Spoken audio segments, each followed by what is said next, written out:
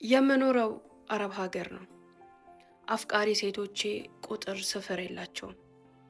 እነሱ ለእያንዳንዳቸው እኔ ብቸኛ ፍቅረኛ ወይም ደግሞ ባል እንደሆንኳቸው ነው የሚያስቡት። ለእኔ ግን በየከተማው ያሉ አፍቃሪዎቼ ቢዝነሶቼ ብቻ ናቸው። ይህን ስል ኮርቼ ስለሰራሁት ነገር ለመናገር አይደለም። በጣም ብዙ አረብ ሀገር ያሉ እንዲሁም ደግሞ ከኢትዮጵያ ውጭ ያሉ ዲያስፖራ እህቶቼንም ጭምር የሚያስተምር ታሪክ ስለሆነ ማንነቴን ላጋራሽ ስለፈለግኩኝ ነው። የምኖረው ዱባይ ሀገር ላይ ነበረ። ዛሬ ግን ፈረንሳይ ነው ያለሁት። መልከኛ የምባል ወንድ ነኝ። በስነ ምግባሬም ቢሆን ትሁትና የዋህ የምባል ሰው ነኝ። ሀውለት ዱባይ እያንዳንዷ ከተማ ላይ በጣም ብዙ ሴቶች ወዳጆች ነበሩ። እኔ የምኖረው የንግድ አካባቢዋ ላይ ሲሆን ሴቶቼ ግን በየሰው ቤቱ ተቀጥረው የሚሰሩ ከንግድ አካባቢዋ ወጣ ብለው የሚኖሩ የቤት ሰራተኞች ናቸው። እነዚህን ሴቶች ፍቅረኛዬ ወዳጆቼ ሳረጋቸው ሆን ብዬ ነው። ለኔ ገንዘብ ስለሆኑ የወደፊት እጣ ፈንታዬ በእነሱ ላይ የተመሰረተ ስለሆነ ነው። ይህንንም ያደረኩት ሆን ብዬ ወይም ደግሞ ፈልጌ አይደለም። መጀመሪያ ዱባይ የሄድኩኝ አካባቢ ላይ የምሰራው የአንዱ ቤት ሹፌር ሆኜ ነበር። እዛ አካባቢ ላይ ለረፍት ወጥተን የምናርፍበት ቤት ውስጥ የሚያዩ ሴቶች ሁሉ ቁም ስቅሌን እስካይ ድረስ ያስቸግሩኝ ነበር። ሁሉም ይወዱኛል፣ ያፈቅሩኛል። በእኔ የመጣ ማጋነን አይሆንብኝና ከባድ ፉክቻ ነበር። አረብ ሀገር ላይ ያሉ ወንዶች አብዛኞቹ ለእንደዚህ አይነት ፈተና የተጋለጡ ናቸው። በዛ ሰዓት ሁሉንም አቀርባቸዋለሁ፣ ከሁሉም ጋር እስቃለሁ፣ እጫወታለሁ፣ እበላለሁ፣ እጠጣለሁ፣ አዳምጣቸዋለሁ፣ ችግራቸውን እፈታላቸዋለሁ። ወክ ሲያምራቸው ወክ ይዣቸው እወጣለሁ። ሱቅ ሄደው የሆነ ነገር ማምጣት ከፈለጉ ተከትያቸው እሄዳለሁ። ፉንጋ ናት፣ ትልቅ ናት፣ ትንሽ ናት፣ ድሃ ናት፣ ሀብታም ናት፣ ቋንቋችልም የክፍለ ሀገር ልጅ ናት አልልም። ማንም ከኔ ጋር መሆን ከፈለገ፣ እኔን ማውራት ከፈለገ፣ ከኔ ጋር መሳቅ መጫወት፣ የኔን እርዳታ ከፈለገ በጣም ደስ ብሎኝ ተናንሼ አክብሬ እቀርባቸዋለሁ። በዛም የመጣ ሴቶቹ በጣም ይወዱኝና ያቀርቡኝ ነበር። መጀመሪያ ከነበርኩበት አካባቢ ለቅቄ ወደ ሌላ ከተማ ሄድኩኝ። ወደ ሌላ ከተማ ሄጄ እንደዚሁ በሌላ ስራ ተሰማርቼ እየሰራው ባለበት ወቅት መጀመሪያ ኖርበት የነበረ አካባቢ ላይ የነበሩ ሴቶች ሁሉ ይደውሉልኝ፣ ያወሩኝ፣ እንዲሁም ደግሞ ለቤተሰቦች ገንዘብ እንድልክላቸው ይጠይቁኝ ጀመር። ያኔ ነበረ ሴቶቹን ለኔ መጠቀሚያ አድርጌ መያዝ እንዳለብኝ ማሰብ የጀመርኩት። ሁለተኛ ዙር የሄድኩበት ከተማና ስራ የገባሁበትን ቦታ ላይ እንዲሁ ሴቶቹ ይሻሙብኝ፣ ይረባረቡብኝ ጀመር። በዛም ርብርብ መወደድና መፈለግ ውስጥ አንድ ማድረግ የጀመርኩት ነገር ወደ ሀገር ገንዘባቸውን መላክ ለሚፈልጉ ሴቶች ገንዘባቸውን እየተቀበልኩኝ የተወሰነ ከላይ መያዝ ያለብኝን ገንዘብ እያስኩኝ ወደ ኢትዮጵያ እልክላቸው ጀመር። ያቺ ገንዘብ እየጣመች መጣች። ከመጀመሪያው ከተማ ወጥቼ ሌላ ከተማ ላይ ስራዬን እየሰራው ከነሱም ገንዘባቸውን እየሰበሰብኩ ወደ ኢትዮጵያ እየላኩኝ በነበረ ሰዓት መጀመሪያ የነበርኩበት አካባቢ የነበሩ ሴቶች በፍቅር ይቀርቡኝ፣ ይደውሉልኝ፣ ያወሩኝ ጀመር። እኔም አንዳቸውንም ሳላስቀይም አንዳቸውንም ሳላስከፋ በሚፈልጉት ልክ አሊያም ከዛ በላይ እቀርባቸውና አወራቸው ጀመር። ደሞዝ ከሚከፈልበት የሰው ቤት ስራ በላይ ሐዋላው ጥሩ እየሆነልኝ ሲመጣ ወደ መሀሏ የንግድ ቦታ ሀበሾችም ነጋዴዎችም ወደሚበዙባት ቦታ መጥቼ ስራውን ተቀላቀልኩኝ። ለሐዋላ ስራዬ ትልቁ ግብአቶቼ በተለያየ ከተማ በሰራውበት ጊዜ የተዋወቅኳቸው እኔን እንደ ፍቅረኛና እንደ ባል የሚያዩ ሴቶች ነበሩ። በእነሱም አማካኝነት አካባቢ ላይ ያሉትን ሁሉንም ሴቶች በእጄ በቁጥጥር ስራ አዋልኩኝ ማለት ነው። ገንዘብ ሌላው ሰው ከሚያገኘው በታች ከነሱ አገኛለሁ። ምክንያቱም የሚሸጠው እንዲህ ነው ብዬ ስላቸው ያምኑኛል። ባያምኑኝም እኔን ማስቀየምና ከኔ ጋር መጣላት ስለማይፈልጉ ይሰጡኛል። ያ ትልቅ ጥቅምን እያስገኘልኝ መጣ። ስለዚህ ስራዬ ሁሉ እነዛ ሰው ቤት ተቀጥረው የሚሰሩ ሴቶችን እያደኑ የራስ ማድረግ ላይ ተጠመድኩኝ።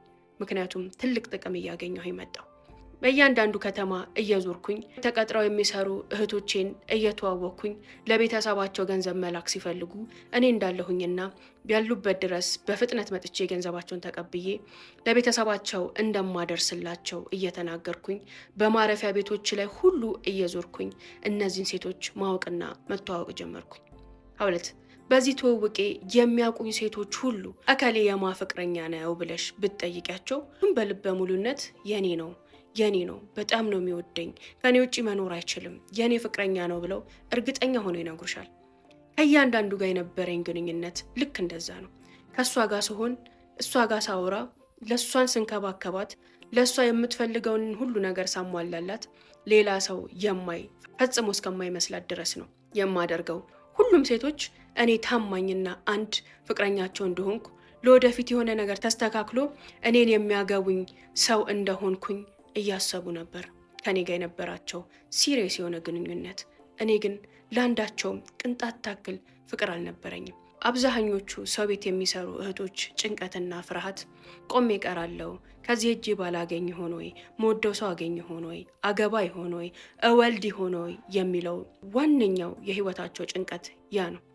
እያንዳንዳቸው ከኔ ጋር የተዋወቁና እኔን እንደ ፍቅረኛ የሚያስቡ ሴቶች የሚያገኙት ትልቁ ረፍትና ጥቅም ያንን ነው።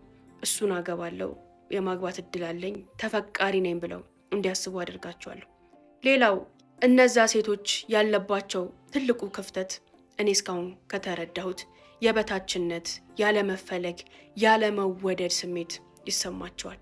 ያንንም የበታችነት ያለመወደድና ያለመፈለግ ስሜታቸውን እኔ ሞላላቸዋለሁ።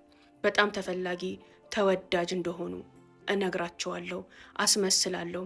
ተወዳጅና ተፈቃሪ የሆኑን ያህል እንዲሰማቸው አድርጌ እንከባከባቸዋለሁ። ስቀርብ በፍጹም መልካ ላይ እንደውም ምቀርባት በእድሜያቸው ተለቅ ያሉ በመልካቸውም ብዙም አይነግቡ ያልሆኑ ሴቶችን ነው። ለዛም እነሱ ሌላ የሚጠይቃቸውና የሚያጨናንቃቸው ሰው ባለመኖሩ እኔን ከነሱ ጋር ለማቆየት ብዙ መስዋዕትነቶችን፣ ብዙ ዋጋዎችን ይከፍላሉ። ሁለት ለሐዋላ ብዬ ከምሰበስበው ገንዘብ ሌላ ደሞዝተኛ በይኝ። ከእያንዳንዳቸው በየጊዜው ለሆነ ነገር እየተባለ እንደ ጊፍት የሚሰጠኝ ገንዘብ እጥፍ ድርብ ነው። ስጡኝ ብዬ አንዳቸውንም ጠይቄ አላቅም። ነገር ግን በራሳቸው ደስ ብሏቸው ፈልገው እኔን ለማስደሰትን እንዲሰጡኝ የሚያደርግን ሳይኮሎጂ እጠቀማለሁኝ። ሁሉ ነገሬ ጥንቅቅ ያለ ነው። ከሽቱ አንስቶ እስከ አለባበሴ፣ እስከ ጫማዬ፣ እስከ ንግግሬ ጥንቅቅ ያልኩኝ ሰው ነኝ።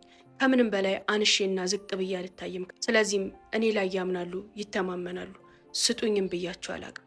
በራሳቸው ሰዓት ግን ምንም ያልጠየቅኩትን ያልፈለግኩትን ነገር አምጥተው ይዘረግፉልኛል። እኔም እቀበላለሁ። ሁለት ስላልሰጡኝ እጃቸውን ላልዘረጉልኝም ፊቴን አልነሳቸውም። ዋና የኔ ዓላማ የእነሱ ጊፍት ብለው ለእኔ የሚሰጡት ነገር ሳይሆን ስራ ብዬ ከነሱ ሰብስቤ ከነሱም አካባቢ ካሉ ጓደኞቻቸው ሰብስበው የሚሰጡኝ ገንዘብ ነው እንጂ ጊፍቱ ስላልሆነ በፍጹም አላጣቸውም፣ ፊቴን አልቀይርባቸውም፣ አልሰጡኝም አላደረጉልኝም ብዬ አልቀየማቸውም። ታዲያ እኔም ዝም ብዬ ተቀባይ ነሱ አይደለሁም። ትንሽ ብር አውጥቼ ለሁሉም የሚበቃ ስጦታ ገዝቼ አዳርሳለሁ። ዱባይን ካወቅሽ ታውቂያታለሽ። በትንሽዬ ነገር ካሰብሽበት ሰውን ማስደሰት ትችያለሽ። ስለዚህ ተፈቃሪነት፣ ተወዳጅነት እንዲሰማቸው ሊያደርግ የሚችል ትንሽዬ ነገር ሳበረክትላቸው ሴቶቹ እንደ ትልቅ ነገር ነው የሚያዩት። በጣም ይደሰታሉ። ሁለት የኔ ነገር እንደዛ በቀጠለበት ወቅት አንዲት ቀልቃላ ፉንጋ ከአዲስ አበባ ተመላላሽ ነጋዴ ሆና እዛን ያረፍኩበት ቦታ ላይ መጣች። በእሷ ፍቅር ወደኩ።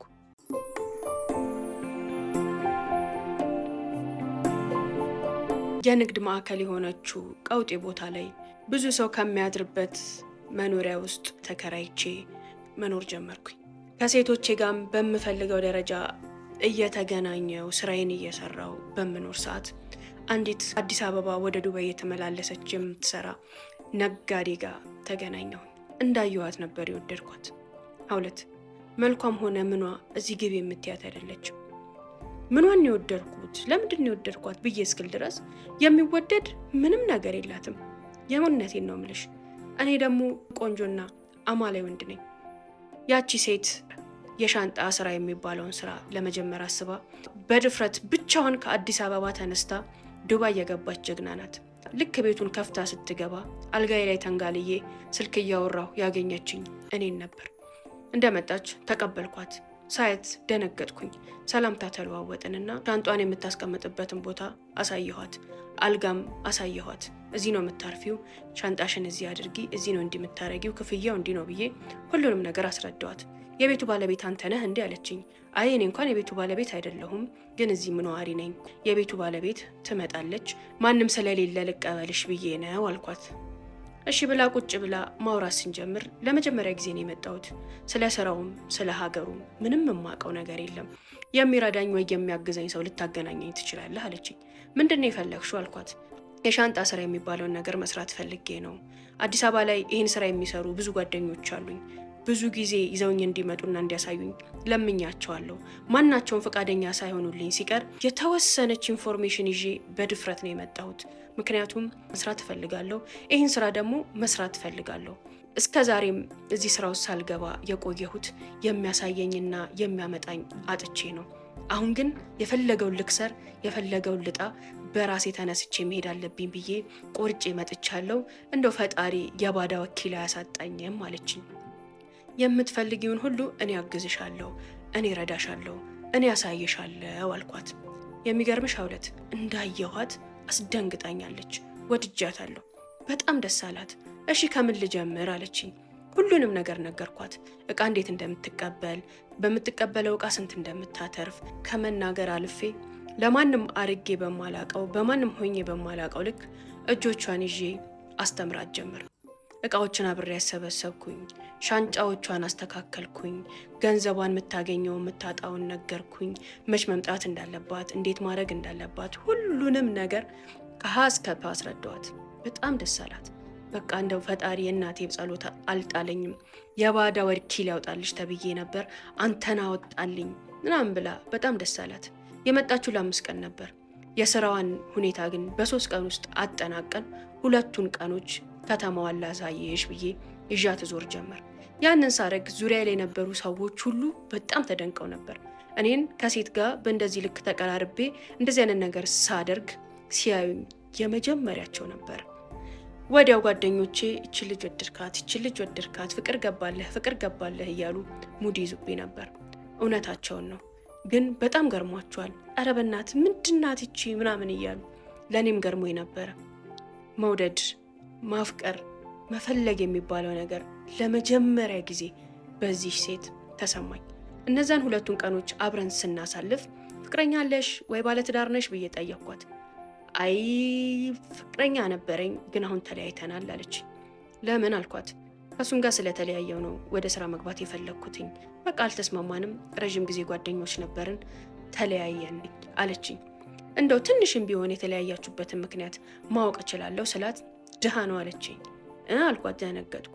ድሃ ነው በቃ አብረን እንከኮነ ህይወታችን ሁሉ ከሱ አልፎ እንኳን ለኔ ሊሆን ይቀርና ለራሱም የማይሆን ሰው ሆነብኝ። ከድጡ ወደ ማጡ ምን አሰቃየኝ። በቃ ወይ ደናጋ መውደቅ ነው አሊያም ደግሞ በራስ ተፍጨርጭሮ መቆም ነው። ስለዚህ እሱን ወደዛ አርጌ በራሴ ለመቆም እየታገልኩኝ ነው። ብታየው ከድሃ ጋር ፍቅር እንዴት ያስጠላል መሰለህ አለች። ከው ነበር ያልኩት።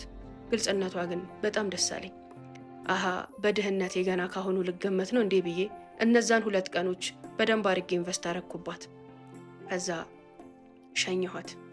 ሀውለት እቺ ሴት ከአረብ ሀገር ወጥቼ ፈረንሳይ ደርሼ ዛሬ ያለሁበትን ህይወቴ ከዛች ቅጽበት ጀምሮ ምስቅልቅሉን ያወጣች ያበላሸችብኝ መጥፎ ሴት ናት። አሰላሙ አለይኩም ወራህመቱላሂ ወበረካቱ። ያ ጀማ አብራችን ስለሆናችሁ በጣም አመሰግናለሁ። በዚህ አጋጣሚ ግን የሻንጣ ስራ ለመስራት ዱባይ እየሄዳችሁ ያላችሁ እህቶቼ ብዙ የምትጠይቁኝ ጥያቄ ስላለ በዚሁ ልመልስላችሁ ብዬ ነው። ማረፊያችሁን ኖብል ላይ 1ኛ ፎቅ 102 ቁጥር ሳምሪ ጋር እንድታረጉ አድቫይስ አረጋችኋለሁ። እጅግ በጣም ንጹህ ነው። የራሱ ኪችን አለው፣ የራሱ ሻወር አለው። የሴቶች ክፍል ለብቻ፣ የወንዶች ክፍል ለብቻ የሆነ በተመጣጣኝ ዋጋ የምታርፉበት በነፃ ደግሞ አዲስ ለሆናችሁ አብሶ ዱባይ ስትሄዱ ሙሉ ኢንፎርሜሽን የምታገኙበት እርዳታ የምታገኙበት ቦታ ነው። ስለዚህ አዲስ ተጓዦች ሆቴል አትረፉ፣ ሀበሻ ቤት የሚባለው ቦታ አረፉ። ለዛ ምርጫችሁን ሳምሪ ጋር ብታረጉ ለሁሉም ነገር አግዛችሁ የሄዳችሁበትን ዓላማ አሳክታችሁ እንድትመጡ የምታረጋችሁ እህቴ ስለሆነች በዚሁ አጋጣሚ ይህን ኢንፎርሜሽን ልንገራችሁ ብዬ ነው። ስልክ ቁጥሯ እዚህ ጋር አለ። ጽድት ያለ ቦታ ነው። እዛ እንድታርፉ መክራችኋለሁ።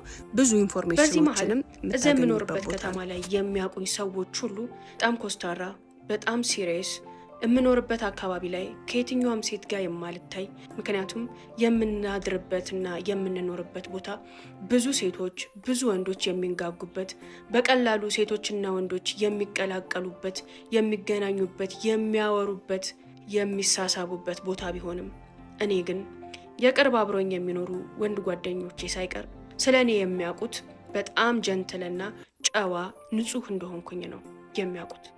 በየመዳም ቤቱ ስላሉኝ ሴቶች የማቀው እኔና እኔ ብቻ ነኝ። የኔ ሚስጥር ነው። ፍቅረኞቼን አንድም ቀን የምኖርበት አካባቢ ላይ ይዣቸው ታይቼ ዝር ብዬ አላቅም።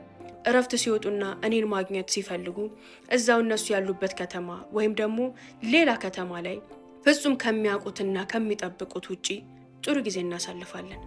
የሚገርምሽ ያንን በማድረጌ የማወጣው ወጪ በጣም ትንሽዬ ነው። የማገኘው ሰላምና ክብር ግን ትልቅ ነው።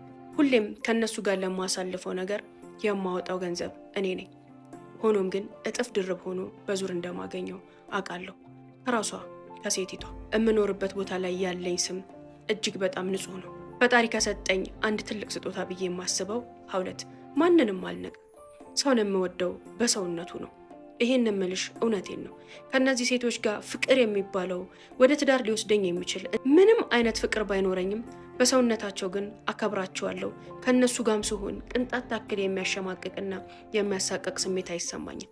ነፃ ሰው ነኝ። ባሉበት ሁኔታ እቀበላቸዋለሁ። ምንም በሌለው ማንነታቸው ውስጥ እጅግ የሚያምረውን ነገር ፈልጌ አደንቅላቸዋለሁ። ያ ነገር ለኔም ሰላም የሰጠኝ ሰው አየኝ አላየኝ ከዚች ጋር ስታይ ምን ተባልኩ ምን አልተባልኩ ብዬ ምንም እንዳልሳቀቅ አድርጎኛል። እነሱም እኔ ላይ ሙሉ ለሙሉ እምነት እንዲኖራቸው አድርጓል። የኔና የሴቶቼ ግንኙነት እንደዚህ ነው። በወር በ2 ወር በ3 ወር ከመገናኘት ውጪ ረጅሙን ጊዜ የማናሳልፈው ያው ታውቂያለሽ እነሱም ስራ ላይ ስለሆኑ ሶሻል ሚዲያ ላይ ነው። ቴሌግራም፣ ኢሞ፣ ዋትሳፕ ቢደውሉ ቮይስ ቢልኩ ቢያወሩኝ ሁሌም ስልኬ ለነሱ ክፍት ነው። አወራቸዋለሁ። ለእያንዳንዱ እየገባው መልእክታቸውን እመልሳለሁ። ያ ሌላ ለታማኝነቴ ትልቁ ማረጋገጫ ነው። በዚህ ሁኔታ እየሄድኩኝ በእውነተኛ ፍቅር ወደኩኝ። ሀውለት እቺ ሴት እኔ ላይ የሰራችው ስራ ያደረሰችብኝ በደል የነዛ ሁሉ ሴቶች እንባ ተጠራቅሞ ጎርፍ ሆኖ ሊወስደኝ ነው እንዴ እስክል ድረስ ህይወቴን የመሰቃቀለው ነበር። ማንንም የማላምን ሁሉንም ሰው የምጠራጠር ከዓለም የተገለልኩ ከራሴም የተጣላው ባዶ ሰው አደረገች። ህይወቴን ከሆነ ገጽ ወደ ሆነ ገጽ ነው የገረባበተችው። አንዳንዴ ራሴን የማጣ እስኪመስለኝ ድረስ የአይምሮ ቀውስ ውስጥ ስገባ ስልካቸው ያልጠፉብኝ ያለቀሱብኝ እህቶች ጋር እየደወልኩኝ ይቅርታ አድርጉልኝ አልቅሳችሁብኝ ከነበር ገንዘባችሁንም የፈለጋችሁትን ልመልስላችሁ፣ አሁን ያላችሁበት ሁኔታ ምንድነው እያልኩኝ እየደወልኩኝ ይቅርታ ጠይቄያለሁ። ችግር ላይ የወደቁ ሴቶችን አግኝቼ በምችለው አቅም እረድቻቸዋለሁ። ሀውለት ሁሉም በሚባል ደረጃ ግን ልባቸውን እንኩትኩት አድርጌ ሰብሬ ነበር። የነዛ ሁሉ ልብ ተሰብስቦ ግን የኔ ልብ ላይ ልክ እንደ ቋጥኝ መጥቶ ተጭኖ ነበር። ልቤ ተሰበረ የሚለው ቃል አይገልጸውም። ልቤ ከመሰበሩ የተነሳ መንገድ ለመንገድ ብቻዬን ማውራት ከሰዎች ሁሉ እርቄ የአይምሮ ሆስፒታል እስከ መግባት የሚያደርሰኝ የህይወት ጠባሳን እቺ ሴት ጣለችብኝ።